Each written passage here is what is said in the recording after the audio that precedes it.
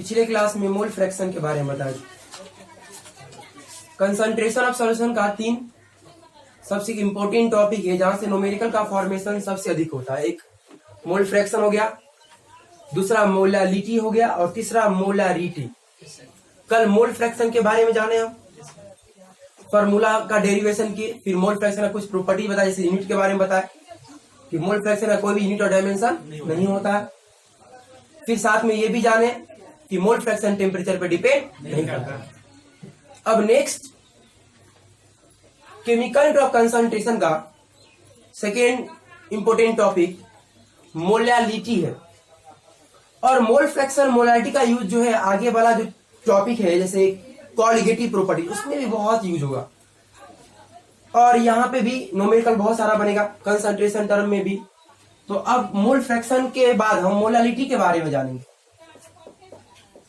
Molality of the solution, जिसको हम small m से रिप्रेजेंट करते हैं। जितना बात है सब सॉल्यूशन के अंदर ही आता है।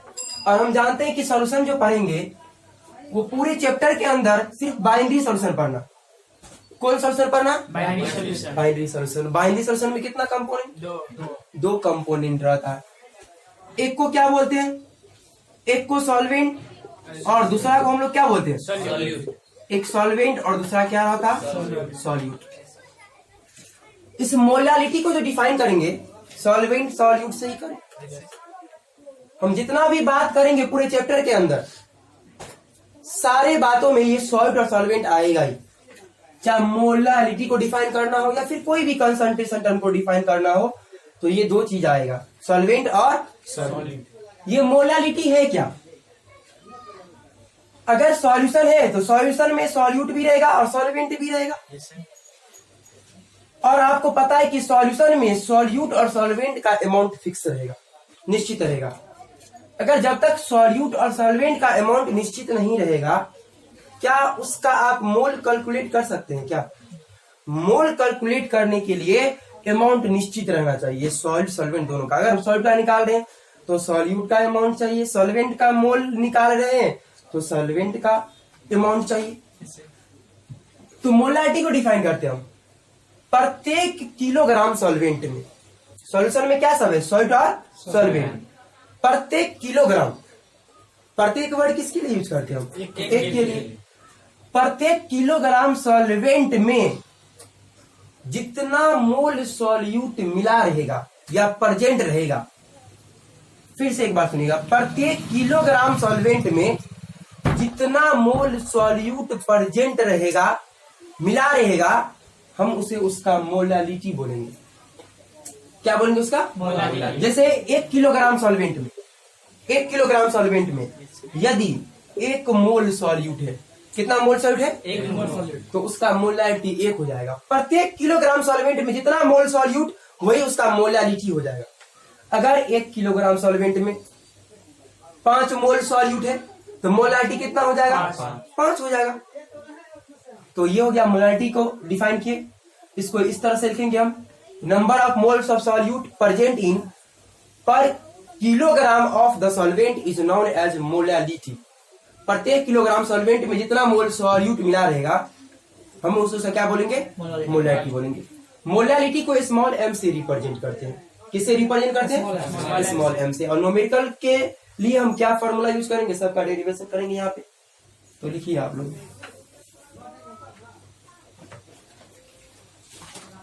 देखिए नंबर ऑफ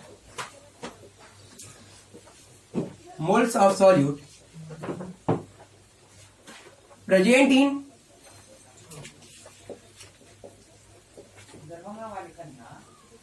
पर KG of the solvent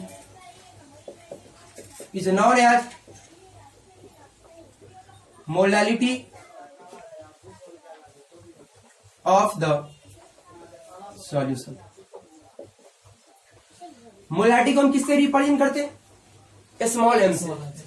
mole fraction को जिस तरह x से रिप्रेजेंट करते हैं, मोलालिटी को किससे रिप्रेजेंट करते हैं? स्मॉल m से। तो molality is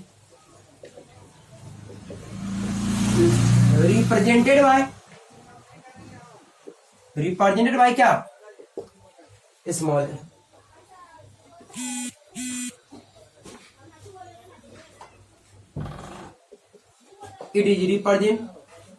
It is expressed as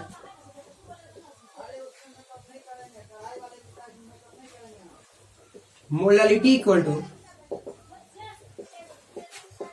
moles of solute divided by mass of solvent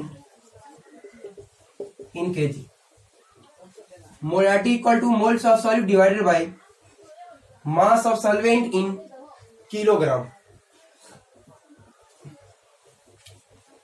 If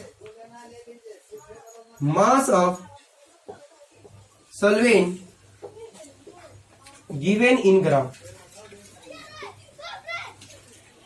then molality equal to moles of solute into 1000 or divided by mass of solvent in gram.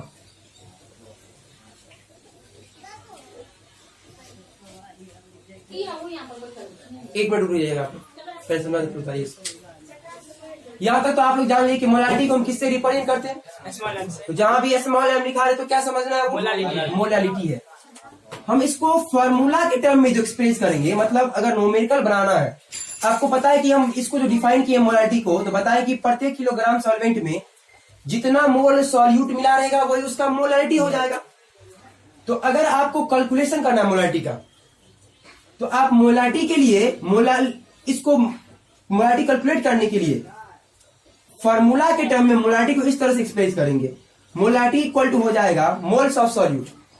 Molality equal to क्या हो जाएगा, moles of solute divided by क्या, mass of solvent in kilogram.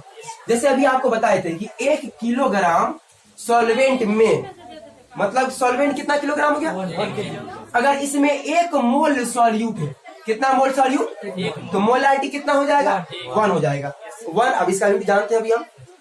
तो अगर यहाँ पे solvent का मास 1 kilogram और सॉल्यूट का मोल कितना हो गया, 1, तो बताइए अगर सॉल्वेंट का मास ऊपर में सॉल्यूट का मोल 1 मोल और बट्टे में सॉल्वेंट का मास किलोग्राम में 1 किलोग्राम, तो 1/1 बराबर क्या 1 आया। अभी वही बताया आपको। तो जब भी आपको फॉर्मूला के टर्म में या फिर कैलकुलेशन करना है मोलालिटी का, तो आप ये फॉर्मूला यूज करेंगे, molality equal to moles of solute divided by क्या, mass of solvent in kilogram. मतलब सॉल्यूट का मोल चाहिए, मोलालिटी निकालने के लिए चाहिए क्या सा, सॉल्यूट का मोल और सॉल्वेंट का मास, और मास किस में चाहिए, किलोग्राम में, हमेशा किलोग्राम में चाहिए सॉल्वेंट का मास। यदि सॉल्वेंट का मास ग्राम में दिया गया है तो आप सबसे पहले उसको किलोग्राम में कन्वर्ट कर लेंगे। किस में कन्वर्ट कर लेंगे, किलोग्राम में। और किलोग्राम में तो कन्वर्ट करना आता है आप लोग को, ग्राम को 1000 से डिवाइड कर देंगे तो किलोग्राम बन जाएगा। तो यहाँ पे लिखे इफ, यदि mass of solvent given in gram, यदि सॉल्वेंट का मास ग्राम में दिया रहे, तो यदि सॉल्वेंट का मास यदि ग्राम में दिया रहे, देन तब मोलालिटी बराबर मोल्स ऑफ सॉल्यूट तो लेना ही है। अब बट्टे में सॉल्वेंट का मास ग्राम में दिया है तो ग्राम में लेंगे, किस में लेंगे, ग्राम में। और हमको ग्राम में तो नहीं चाहिए, किलोग्राम में चाहिए ना, तो हम क्या करेंगे, ग्राम को 1000 से डिवाइड कर देंगे किलोग्राम में बनाने के लिए, किलोग्राम में कन्वर्ट करने के लिए, और सिंप्लीफाई करेंगे इसको, तो 1000 कहाँ चला जाएगा, ऊपर चला। इसीलिए हम यहाँ पे 1000 लिख दिए थे। Molality equal to moles of solid into 1000 और डिवाइडेड बाय क्या, मास ऑफ सॉल्वेंट इन क्या, बोलिए, ग्राम। तो ये फॉर्मूला तब यूज करना है जब सॉल्वेंट का मास किस में दिया है, ग्राम में दिया रहे। तो ये तो सब अगर डायरेक्ट क्वेश्चन में मोल नहीं दिया रहता, अब दिया कैसे रहेगा, हम मान लेते हैं लेट। लेट का मतलब क्या, माना। इस तरह से क्वेश्चन में दिया रहता है। मान लेते हैं मास ऑफ सॉल्यूट, सॉल्यूट का मास x ग्राम है, सॉल्यूट का मास कितना ग्राम हो गया, x ग्राम मान लेते हैं। Molar mass of solute, solute का जो मोलर मास है वो W1 ग्राम है, W ग्राम से दे देते हैं। माने हैं मास सॉल्यूट का कितना ग्राम हो गया, x ग्राम, क्वेश्चन में दिया रहेगा। अब मोलर मास कितना हो गया, W ग्राम। और मान लेते हैं mass of solvent, mass of solvent equal to y kg, मतलब किलोग्राम में दिया सॉल्वेंट का मास। तो आप बताइए मोलालिटी कैसे निकालते हैं, तो मोलालिटी बराबर होता है मोल्स ऑफ सॉल्यूट और डिवाइडेड बाय सॉल्वेंट का मास किसमें, किलोग्राम में। तो सॉल्यूट का मोल तो यहाँ पे नहीं दिया, लेकिन मास और मोलर मास तो दिया है ना। Yes sir. तो मोल कैसे निकालते हैं, mass divided by molar mass. तो यहाँ पे मास कितना हो गया x, अब मोलर मास कितना हो गया और डिवाइडेड बाय सॉल्वेंट का मास किलोग्राम में है ना, तो किलोग्राम में तो ही चाहिए हमको, तो y सीधे लेंगे। इसको सिंप्लीफाई करें तो कैसे लिखेंगे, x divided by w into क्या 1 डिवाइडेड बाय क्या y ना, तो ये मोलारिटी बराबर हो गया। अगर आपको सॉल्यूट का मास मोलर मास रहे और सॉल्वेंट का मास दिया रहे तो इस तरह से यूज करेंगे फार्मूला। और अगर यहीं पे ग्राम में दिया रहे तो हम क्या करेंगे, बोलिए क्या करेंगे, ग्राम को 1000 से डिवाइड करेंगे और वही 1000 कहाँ चला जाएगा, ऊपर में चला जाएगा। मतलब इफ मास ऑफ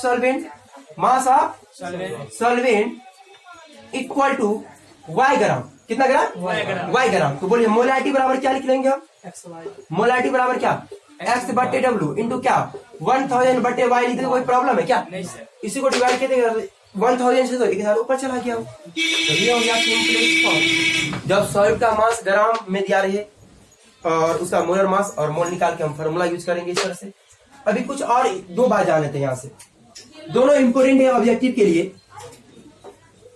इसमें अगर आपसे पूछ दिया है कि मोलारिटी का यूनिट क्या होगा, तो यूनिट और डायमेंशन तो आप लोग फिजिक्स में पढ़े होंगे और यूनिट निकालना तो आता ही होगा। 7 बेसिक यूनिट से यूनिट का फॉर्मेशन किया जाता है।